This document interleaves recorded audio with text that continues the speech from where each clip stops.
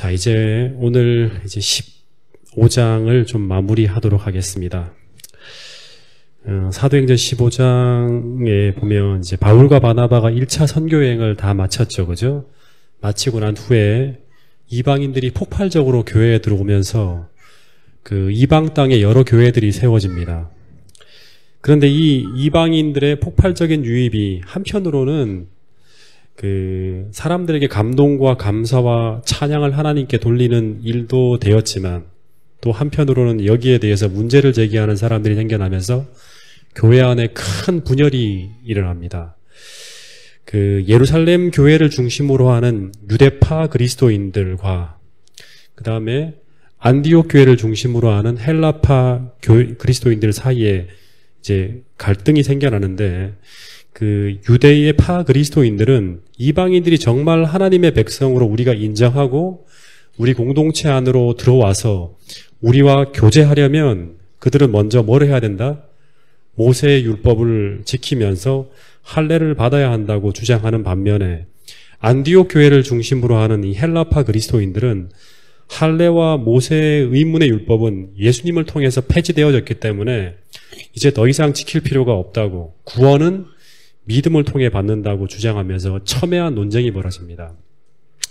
그러면서 큰 혼란이 교회에 찾아왔는데, 그런데 이 혼란에 빠진 교회를 그냥 두면 이제 예루살렘을 중심으로 하는 기독교와 그 안디옥 교회를 중심으로 하는 이제 기독교회가 두 개로 나누어질 수 있습니다.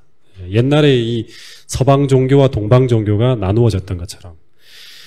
그래서 이 문제를 이제 안디옥 교회가 예루살렘에 있는 사도와 장로들에게 의뢰하면서 예루살렘 총회가 열리게 됩니다. 이게 AD 49년에 벌어지는 그 예루살렘 총회라 그러죠. 그죠? 예.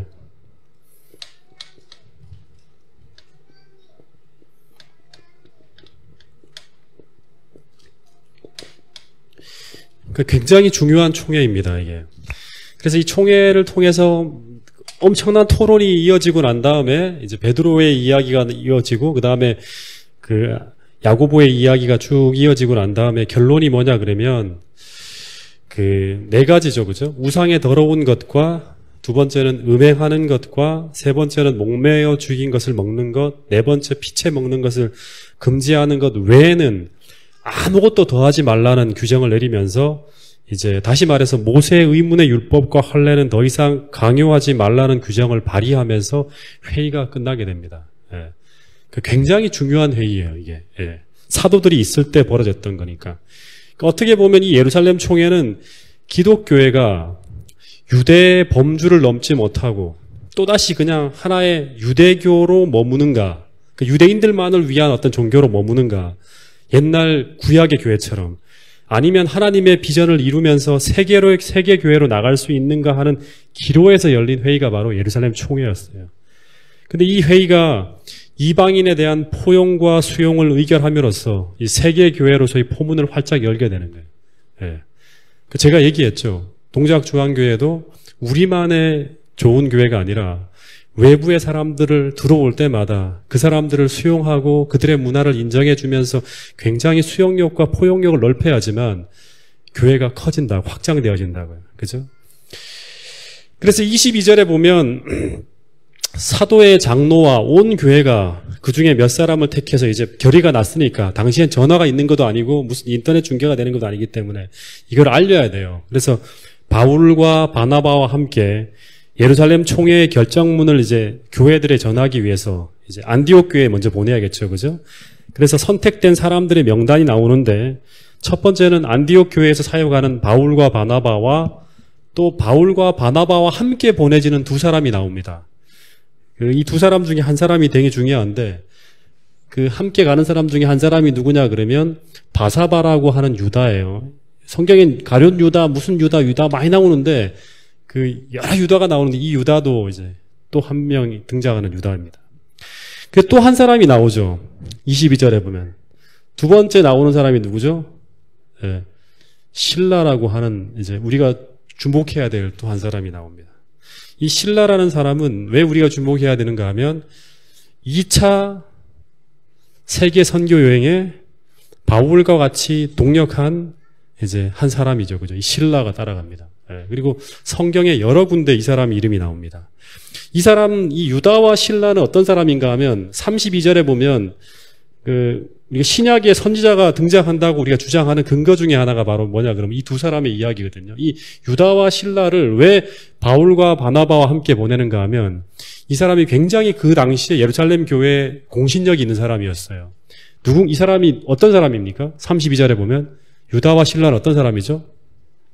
예, 선지자. 그러니까 신약 성경에도 선지자가 존재한다는 여러 가지 근거가 사도행전에 나오는데 그 중에 또 한 사람들이 바로 유다와 실라입니다. 이 사람들은 이제 환상을 보고 비전을 보면서 교회에 전달하는 선지자였다 그럽니다. 이 두 사람을 바울과 바나바에 대동시켜서 이제 안디옥 교회로 보내는 거예요. 근데 이 실라라는 사람은 이제 특별히 이 실라가 로마식 이름으로 하면 실루아노라 그럽니다. 예, 실루아노를 축약해서 실라라고 부르는 거예요. 그래서 이 사람의 이름이 바울 서신 곳곳에 등장합니다. 이 실루아노와 동일인으로 이제 학자들이 보는데요. 잠깐 한번 볼게요. 데살로니가 전서 1장 1절 한번 펴보세요.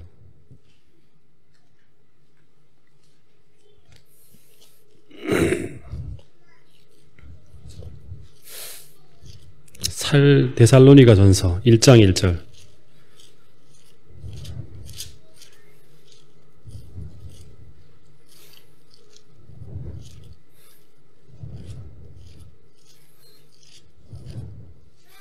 자, 읽어보면 시작. 실루아노와 디모데는 하나님 아버지와 주 예수 그리스도 안에 있는 데살로니가인의 교회에 편지하노니 하죠. 바울과 실루아노라 그러죠. 이 실루아노가 바로 실라입니다. 실라. 데살로니가 후서 1장 1절에도 똑같이 뭐라고 나오냐 그러면 데살로니가 후서 1장 1절에도 보면 바울과 실루아노와 디모데는 하면서 이렇게 문안 인사를 할 때 너희들 알지? 바울, 실루아노가 누군지 알지? 하는 거예요. 알려주는 거예요. 데살로니가 전서는 이제 2차 선교 여행 중에 데살로니가를 거쳐서 아테네를 거쳐서 이제 공부하겠지만요. 고린도 교회에서 데살로니가의 교회 형편을 듣고 바울이 쓴 편지예요. 그러니까 2차 여행 도중에.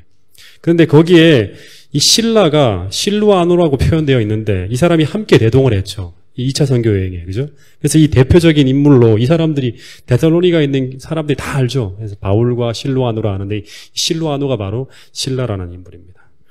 그리고 베드로전서 5장 12절을 보면 베드로전서 5장 12절에 보면 베드로가 이 실라를 뭐라고 표현하냐 그러면 내가 신실한 형제로 아는 실루아노로 말미암아라고 얘기합니다. 이 베드로가 이 실라를 아주 신실한 형제로 알고 있다고 이야기하는 거예요. 그러니까 이 실라라는 인물은 당시 베드로, 바울, 초대 교인들에게 있어서 아주 신실한 형제로 정평이 나 있는 훌륭한 그리스도인이라고 우리가 보면 되는 거예요.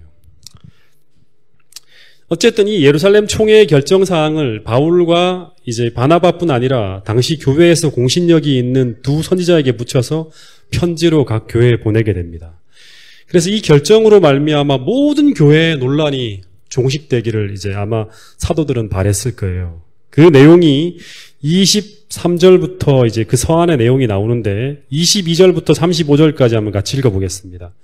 22절부터 35절까지입니다. 우리 체리 양이 좀 나와서 이걸 좀 낭독 읽어주세요. 앞에 나와서 성경을.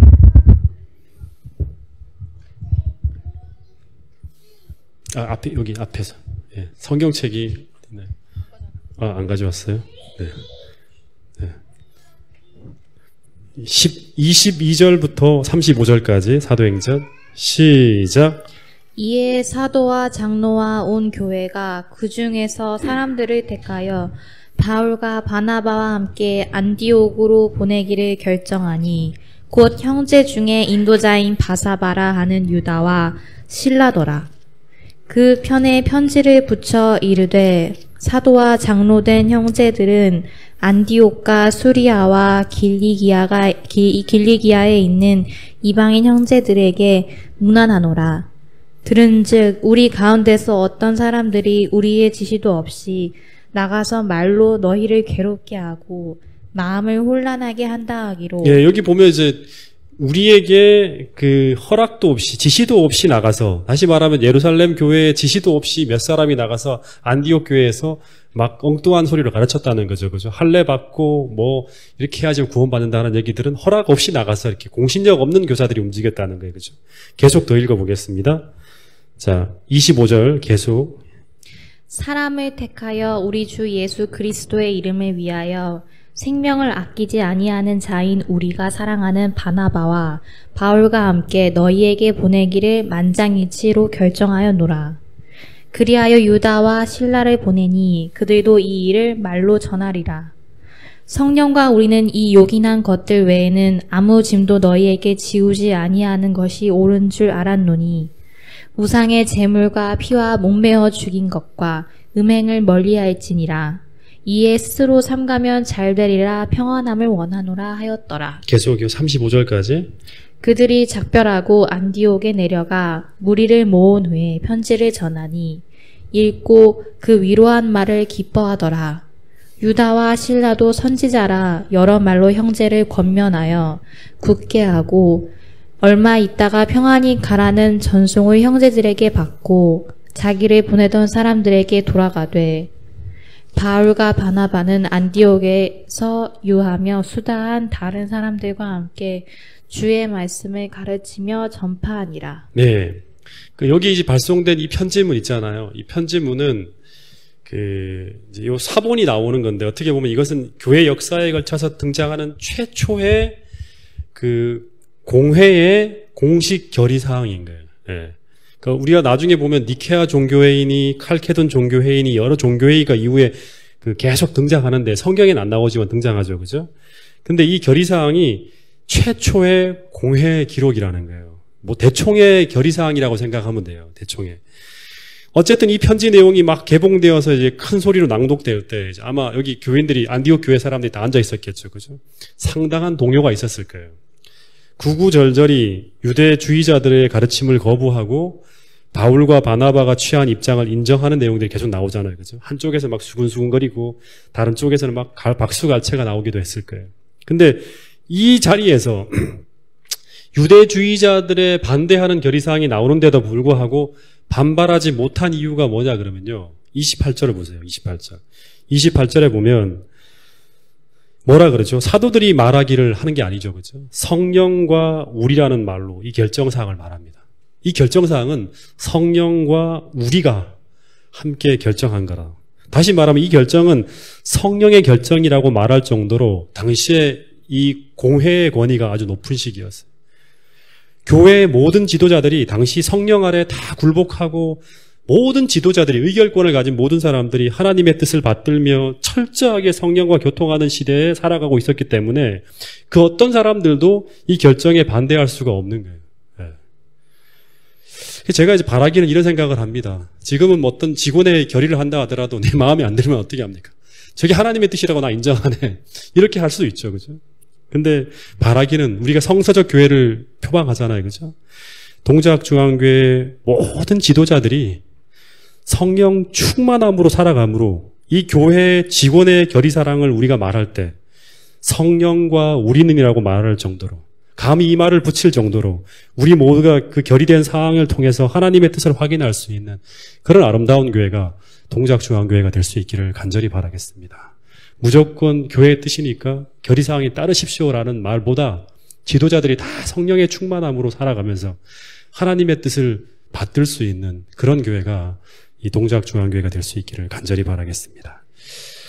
그 주석을 보면 이 안디옥에 있는 이방 신자들에게 이 편지는 사실상 오랜 기간 진리를 향한 투쟁 후에 얻은 자유의 헌장이었다고 이제 말할 정도로 이제 주석에 그렇게 나와 있더라고요. 많은 사람들이 이게 성경의 뜻이 아닌데, 성경적이지 않은데 왜 우리에게 강요할까?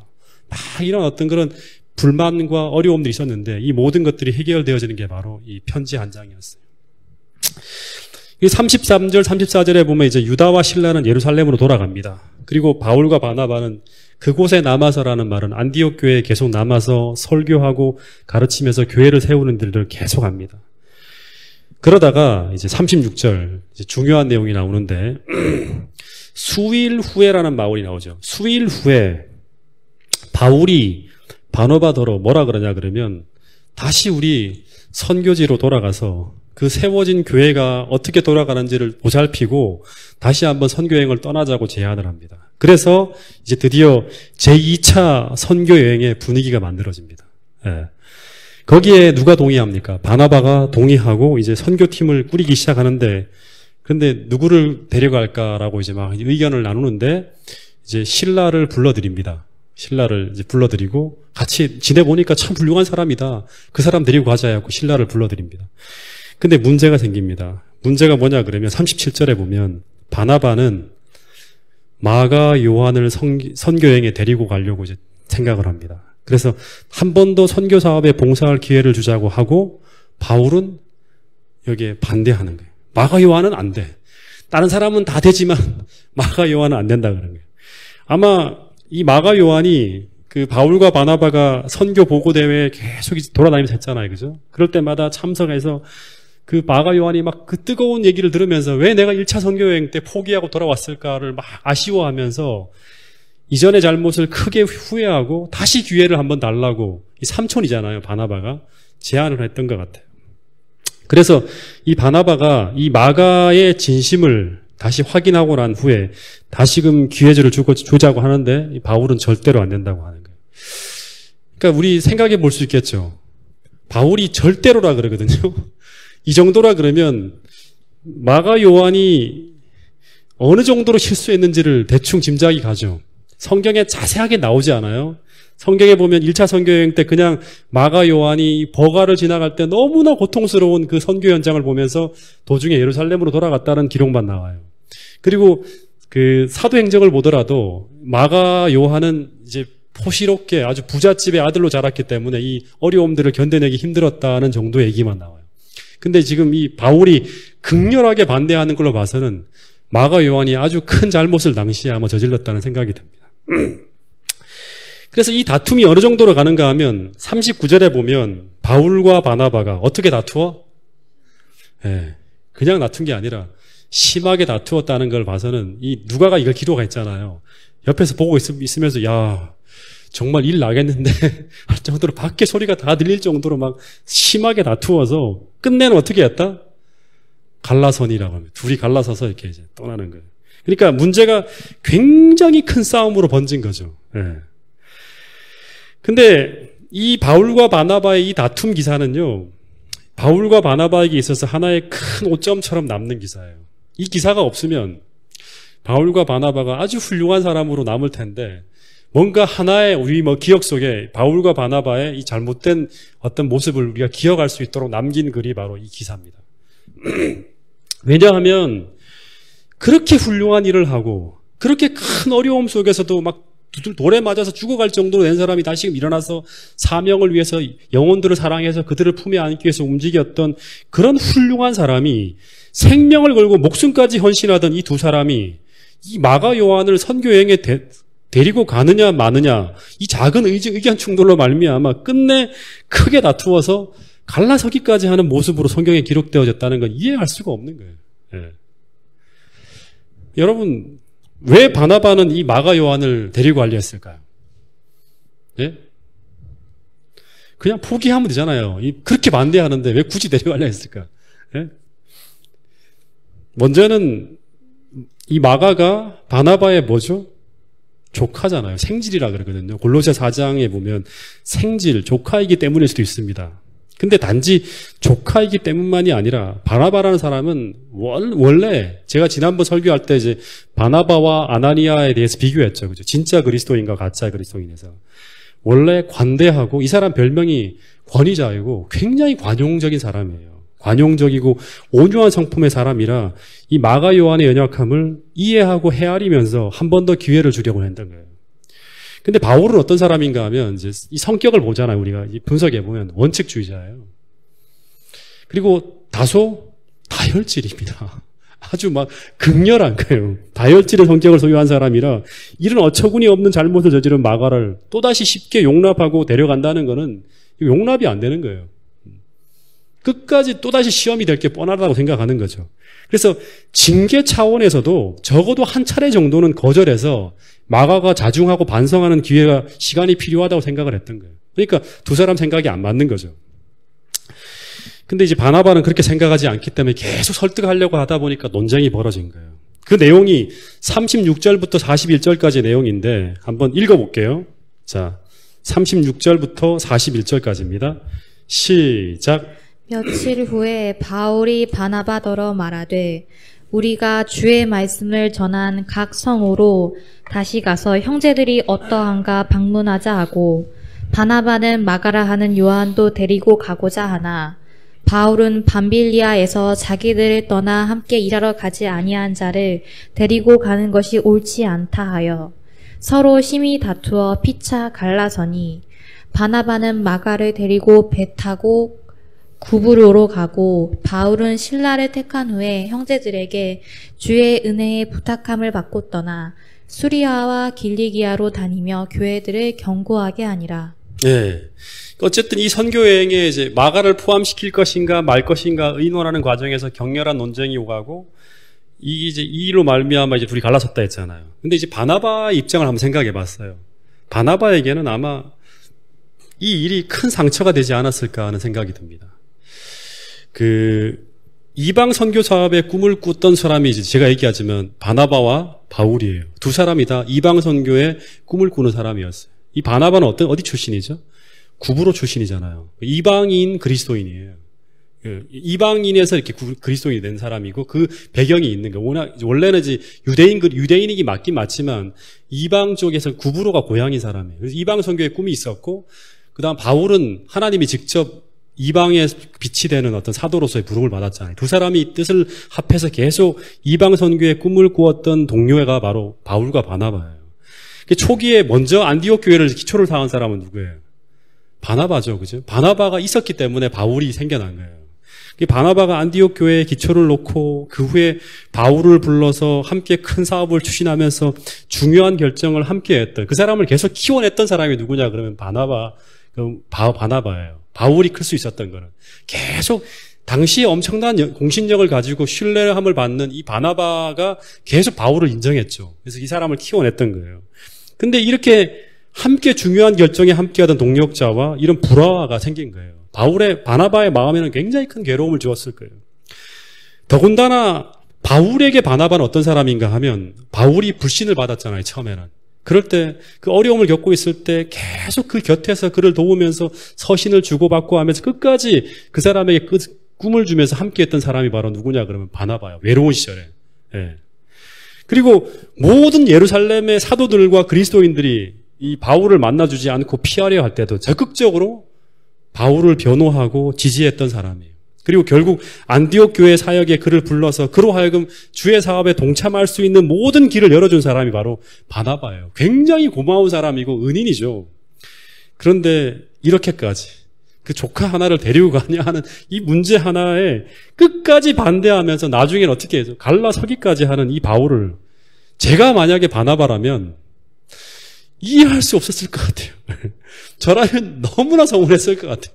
아니 바울이 너가 이렇게까지 할 수 있냐? 그동안에 나와 같이 했던 거를 생각하면 이렇게까지 하면 안 되지 너. 이렇게 말할 수 있었을 거예요. 근데 이 일로 인해서 바울과 바나바가 따로따로 선교여행을 떠납니다. 그리고 사도행전에서 이때 이후로부터는 이제 선교팀이 둘로 나눠지잖아요. 하나의 선교팀은 이제 이게 교회가 둘로 나눠지는 거 다툼으로 많이 나눠지기도 하는데 여기서도 똑같아요. 바울과 실라가 이제 중심이 돼서 떠나는 제1선교팀이 이제 유럽으로 바로 떠납니다. 빌립보로 들어가는 게 16장부터 나오죠. 그죠? 또 하나의 선교팀이 어디냐 그러면 바나바하고 마가가 이제 가는데 어디로 가냐 그러면 이 팀은 이제 절로 갑니다. 구브로로 갑니다. 이제 바나바의 고향이었던.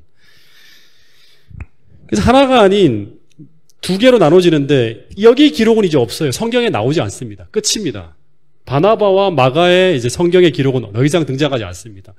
바울과 실라를 중심으로 하는 어떤 이 선교 기록이 성경에 기록되어지는 거예요. 사라집니다. 예, 바나바와 마가의 기록은. 근데 일반 사람들이 볼 때 이 장면이 참 이해가 안 될 거예요. 어떻게 초기 교회의 성도들이 우러러보면서 존경하는 신약 성경 대부분이 다 누가 기록했죠? 바울이 기록했죠. 예. 그런 존경받는 사도 바울이 이방 종교에서라면 거의 신격화될 정도의 바울입니다. 왜냐 그러면 온갖 이적이 다 이 바울을 통해 나타나잖아요. 그리고 어마어마한 어떤 그런 일들을 성과를 이뤄냅니다. 그리고 굉장히 성경책들을 다 쓰잖아요. 그죠? 그리고 또 한 사람, 이 바나바 같은 경우는 굉장히 온유하고 자상하고 관대한 초기교회 최고의 지도자인 바나바가 어떻게 이렇게 다툴 수가 있을까 하는 거예요. 더 이해가 안 되는 부분은 어떻게 이것을 성경에 이렇게 적나라하게 기록할 수 있을까 하는 거예요.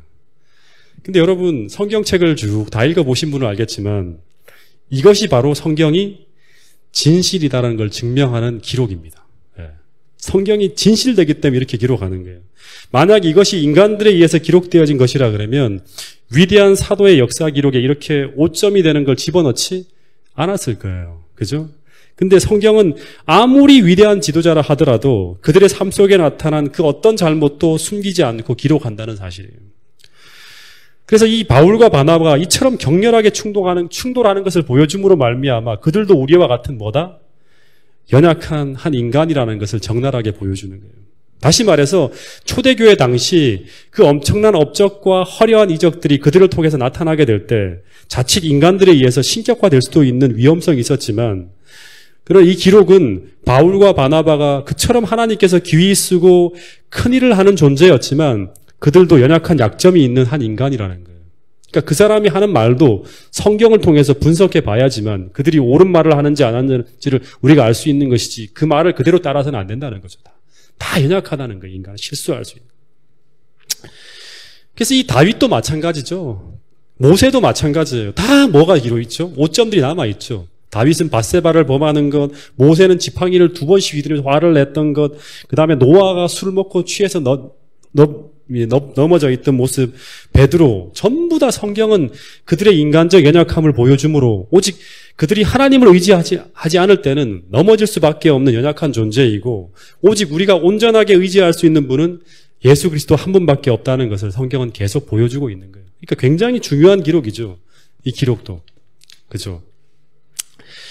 근데 여러분, 이제 이 선교 사업의 방법을 놓고 이 두 사도가 의견을 달리하면서 서로 다투긴 했지만 그러나 그들은 복음 안에서 그들을 통해 이루셔야 할 하나님의 사업을 서로 알고 있었기 때문에 서로 방법을 달리해서 선교 여행을 떠납니다. 에이 이제 못해 하면서 이렇게 집어치우는 게 내가 이런 마음으로 어떻게 선교 여행을 떠나 하는 게 아니라 선교 여행을 떠났다는 거예요.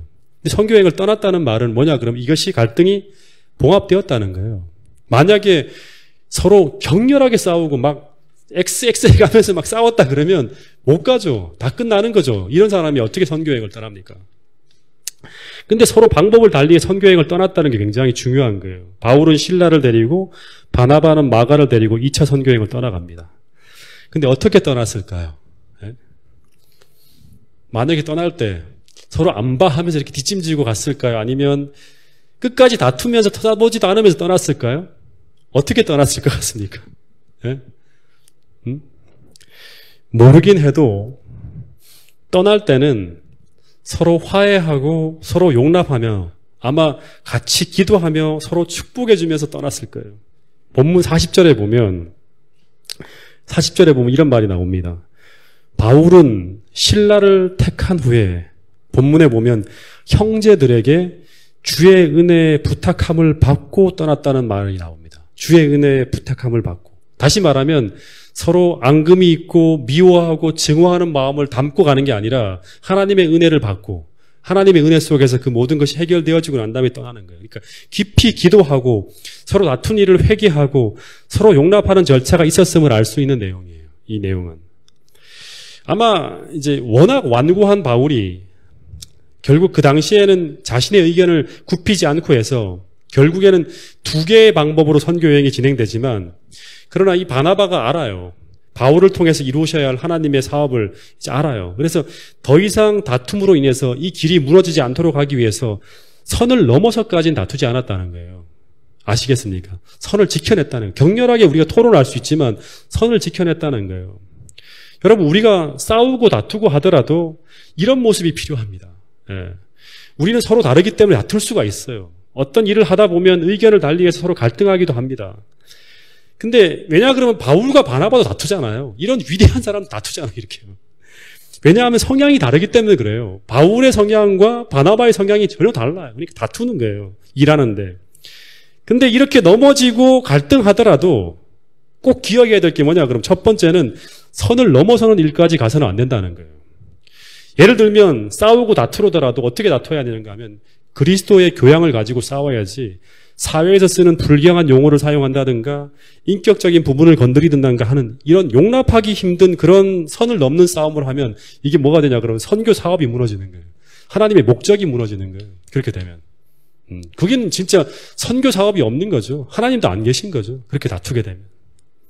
선을 지켜야 된다는 걸 꼭 기억해야 돼. 이게 주님을 사랑하기 때문에 우리가 서로 의견을 다루는 걸 조합하는 부분에서 갈등이 생기더라도 선을 지켜야 된다는 거 꼭 기억해야 됩니다. 어떻게 본다 그러면 이 예루살렘 총회보다도 더 아슬아슬했던 회의가 어쩌면 바울과 바나바가 이 마가를 어떻게 할 것인가를 놓고 벌인 이 사소한 문제의 갈등으로 인한 부분이 아니었을까 저는 생각합니다. 그래서 큰 이슈가 아니라 이런 사소한 문제 하나가 아주 큰 문제로 커져서 하나님의 선교 사업을 완전히 무너뜨릴 수도 있다는 사실을 기억해야 한다는 거예요. 그죠? 잘못 갔으면 이게 무너지게 되면 큰일 나는 거죠. 예. 이 큰 예루살렘 총회라는 큰 갈등은 잘 수습이 되었는데 뜻밖의 이 두 사람이 마가 요한의 문제로 벌어진 이 두 사람 사이의 사소한 의견 차이가 결국 하나님의 선교 사업을 완전히 무너뜨릴 수 있는 파국으로 갈 수 있었다는 거예요. 성경에 다툼이 기록됐다는 건 큰 싸움이었다는 거죠. 그죠? 근데 아무리 격하게 논쟁을 벌인다 하더라도 이들이 무엇을 위해 이런 논쟁을 하고 있는지, 다시 말해서 서로 무엇을 해야 되는지에 대한 그 목적을 놓치지 않았고, 그리고 그것을 허무는 지경에까지 가지 않았다는 것, 선을 넘어서까지 가지 않았다는 것, 우리가 기억해야 될 부분입니다. 그리고 두 번째는 이 다툼이 벌어지고 난 후에 어떻게 해야 되는가 하는 거예요. 네. 여러분 어떻게 보면 다투는 과정보다 더 중요한 것은 다투고 난 후에 어떻게 그 문제를 수습해야 하는가 하는 건 더 중요한 일이라고 하는 거예요. 우리는 넘어질 수도 있고 다툴 수도 있습니다. 그러나 넘어지고 난 후, 다투고 난 후에 그 문제를 어떻게 수습할 것인가 하는 것은 더 중요한 문제라는 거예요. 근데 이 바울과 바나바는 이렇게 다투고 난 후에 어떻게 되었을까? 이렇게 헤어지고 난 후에 바나바의 이야기는 더 이상 나오지 않지만 바울 서신에 보면 바나바의 이야기가 계속 나옵니다. 어떻게 나오는가 하면 이후 3차 선교여행에서 쓴 2차 선교여행이 지나고 난 다음에 3차 선교여행에서 쓴 고린도전서 9장 6절에 보면 뭐라고 나오는가 하면 바울이 이렇게 기록합니다. 복음 가운데서 봉사한 교회로부터 부양을 받는 대신에 직접 노동하는 일에 자신과 똑같이 아주 고상한 모본을 보여준 그 사람이 바로 바나바라고 이야기합니다. 그러니까 바나바를 아주 극찬하는 거예요. 그리고 골로새 4장 10절에 보면 꼴도 보기 싫다, 데리고 가기 싫다 했던 이 마가 이야기가 나오는데 이 마가를 자신의 동료 사역자로 영접하라는 이야기가 나와요. 다시 말하면 마가를 다시 받아들였다는 사실이죠. 그죠? 그리고 디모데후서 4장 11절에 보는 바울은 이 마가 요한을 마지막 순간까지 자기 곁에 두고 싶어하는 아주 자기에게 유익한 사람이라고까지 언급을 합니다. 네. 다시 말해서 다투고 싸우고 하여도 결국 그들은 어떻게 했다? 그리스도 안에서 다시금 그 관계를 회복했다는 거예요.